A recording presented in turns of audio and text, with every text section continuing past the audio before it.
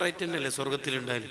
പിന്നെ ഇതിനെ പ്രത്യേകിച്ച് ചെറുപ്പക്കാരുടെ നേതാവാണ് ഹസൻ ഹുസൈൻ തങ്ങൾ എന്ന് പ്രത്യേകം പറയാൻ കാരണം അതിന്റെ കാരണം എന്താന്ന് വെച്ചാൽ ഫത്താവ നവവിയിൽ റഹിമഹുല്ല ഇമാം നവവി റഹിമഹുല്ല പറഞ്ഞല്ലോ, ചെറുപ്പക്കാരുടെ നേതാവ് എന്ന് പറഞ്ഞാൽ ചെറുപ്പക്കാരായിട്ട് മരിച്ച ആൾക്കാരുടെ ലീഡർ ഹസൻ ഹുസൈൻ തങ്ങളായിരിക്കും.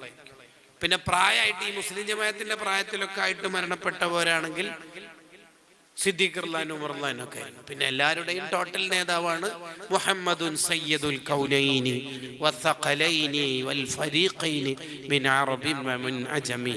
എല്ലാവരുടെയും നേതാവാണ് അഷ്റഫുൽ ഖൽഖ് മുഹമ്മദുർ റസൂലുള്ളാഹി സ്വല്ലല്ലാഹു അലൈഹി വസല്ലം. ആ തങ്ങളാ പറയുന്നത്.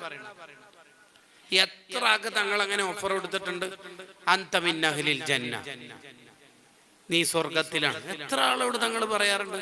അത് തങ്ങൾക്ക് അള്ളാഹു കൊടുത്തൊരു സ്ഥാനാണ്.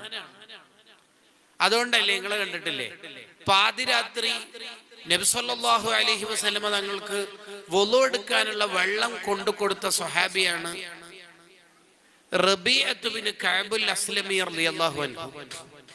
ഈ പാതിരാത്രി കഷ്ടപ്പെട്ടിട്ട് വുളു എടുക്കാനുള്ള വെള്ളം കൊണ്ടു കൊടുത്തപ്പോൾ ഇത് കണ്ടിട്ട് നബി സല്ലല്ലാഹു അലൈഹി വസല്ലം തങ്ങൾക്ക് ഭയങ്കരമായിട്ട് സന്തോഷമായി.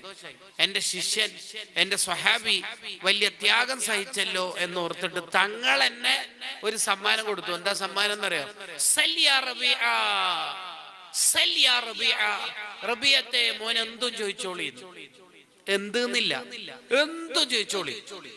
ഈ ഹദീസിന്റെ വിശദീകരണത്തിൽ കാണാം, എന്തും കൊടുക്കാനുള്ള അർഹത ഉള്ളതുകൊണ്ടാണ് തങ്ങൾ ധൈര്യത്തിൽ അങ്ങനെ പറഞ്ഞത്.